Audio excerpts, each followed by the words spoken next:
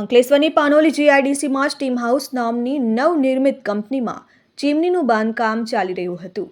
કામદારો ચીમની બનાવવા માટે ઉપર કામગીરી કરી રહ્યા હતા. ચીમની ફરતે સિવિલ સ્ટીલ સ્ટ્રક્ચર બનાવાયું હતું, જે સ્ટ્રક્ચર અચાનક ધરાશયી થઈ જતા 30 મીટરની ઊંચાઈ પર 4 જેટલા કામદારો ફસાઈ જતા દોડધામ મચી જવા પામી હતી.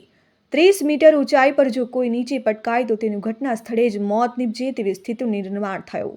ઘટનાના પગલે કંપનીનો સ્ટાફ અને હાલ નિર્માણ કરી રહેલા કોન્ટ્રાક્ટ દ્વારા આ અંગેની જાણ પાનોલી ફાયરમાં કરવામાં આવતા જ ફાયર ફાઇટર ઘટના સ્થળે દોડી આવ્યા.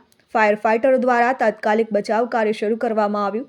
30 ફૂટ ઉપર જઈ શકે તેવી ક્રેનની મદદથી તેના પર 4 વ્યક્તિ ઊભા રહી શકે તેવી ક્રેન લઈ કામદારોનું રેસ્ક્યુ કરી તેને સલામત રીતે નીચે ઉતારવામાં આવ્યા.